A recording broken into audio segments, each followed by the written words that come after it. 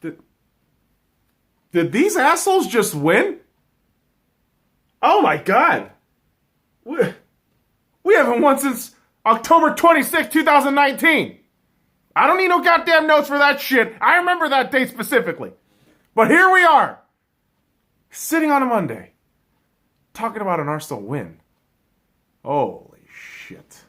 That is a surprise. A 3-1 win against West Ham United in their turf, which, again, I am very surprised by this result. Because coming into this match, you figured, okay, cool. It's a little bit of a revamped lineup. Socrates in the back line there with, Callum Chambers, Bellerin, and Tierney both starting as the fullbacks. But right before the kickoff, Bellerin was listed as injured, not even in the substitute reserves. And Kolasinac was going to be a sub, and Ainsley Maitland-Niles instead starting as the right back.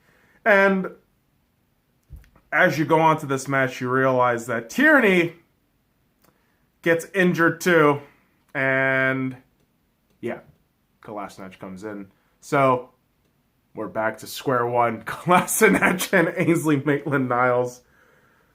Holy fuck! So you could see my frustration already growing in this first half. And yes, I did like the fact that Freddie decided to switch it up a little bit on the wingers, put Mesut Ozil in, that number 10 role that he's more acclimated to, that attacking midfielder, creative midfielder role, and Gabriel Martinelli and Pepe on the wing, which, surprise, surprise, you put two pacey-ass guys who can be magic with the ball and you'll get results, right? What a fucking surprise that is. And Torreira and Xhaka, serviceable in the midfield. I think Torreira did a damn good job. Xhaka, just kind of there. And that's me talking about the general terms of the match. But really, that first half was a typical frustrating Arsenal match where they had the chances, they generated the opportunity, but they conceded the first goal. And you got to begin to wonder, how the fuck do we not clear the goddamn ball? How the fuck are we conceding so many goddamn goals? And when the fuck is Bernardino going to snap? When is he actually going to snap? Like, fuck you, motherfucker! I'm trying my goddamn best! But you go into this halftime and think, oh god, we're gonna do this shit again. I felt that. I felt that whole crawling depression for the Arsenal Football Club viewing. We've seen this plenty of times before, the car crash that is known as Arsenal Football Club in the second half. And, me being a little bitch, I decided to take a nap. And the next thing you know, I wake up, it's 3-1. Arsenal win. And watching the highlights and looking at how we handled ourselves in the second half was fairly impressive. Decent defensive clearances from our back line, and the equalizer was absolutely impressive. This ball starts really on a play that Torreira passes out to Kolasinac, and Kolasinac getting a low cross into Martinelli, getting the equalizer in front of West Ham United, and this young man is just superb. I don't really know what else to say about Martinelli. The kid has been phenomenal. His first Premier League goal on his first Premier League start. So kudos to the young man, and hopefully he keeps it going. And only a couple minutes later, the 3 goals, by the way, by Arsenal, the way we won 3-1, those 3 goals came in the span of 9 minutes. So you got to really think about that. And not only a couple minutes later, it's this beautiful setup play by Pierre-Emerick Aubameyang, and Pepe from the right wing is able to run in there, jab at the defenders, and just lay a beautiful curler. And it just goes in, and that's the Arsenal lead right there, 2-1. And if you're watching this live, I'm pretty sure you're freaking out. For me, I'm watching the highlight, I'm already freaking out. Like, this is a great goal. Why the fuck haven't we started him for all these matches? I don't fucking know.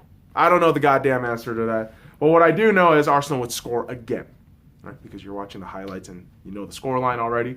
But I don't know if Pepe got the credit for the third goal because he had an assist there. But it's a really nice back and forth play between Pepe and Aubameyang. Pepe just chips the ball ever so slightly, and Pierre-Emerick Aubameyang with control, just falling down, near lob level, of getting the fucking kick in.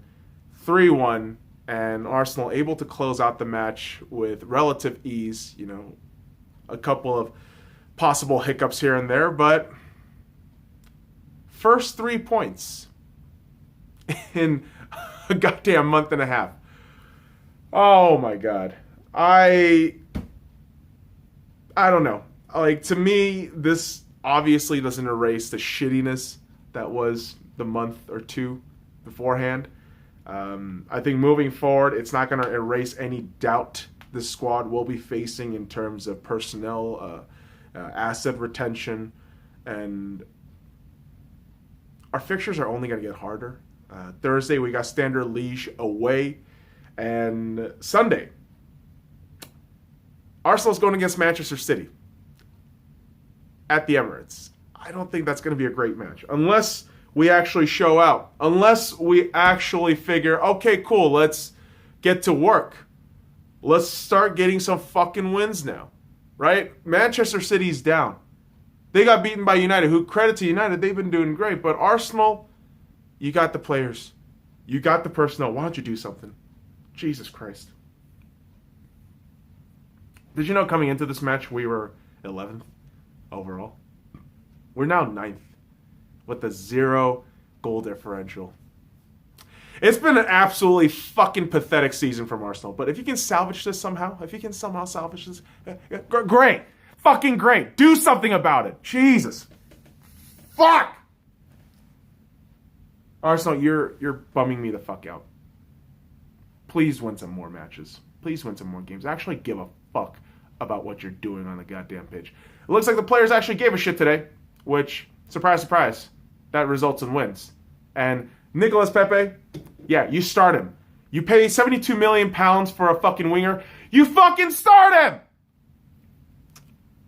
And with Aubameyang, can you just make sure you have consistent players around him and win so that he can stay? He's one of the best forward talents we've ever had. Yet, I hear dumbasses saying that we need to let Aubameyang go. Like, shut the fuck up. Aubameyang is one of the most potent strikers out there. Ballon d'Or nominee, 20th in overall finishing, but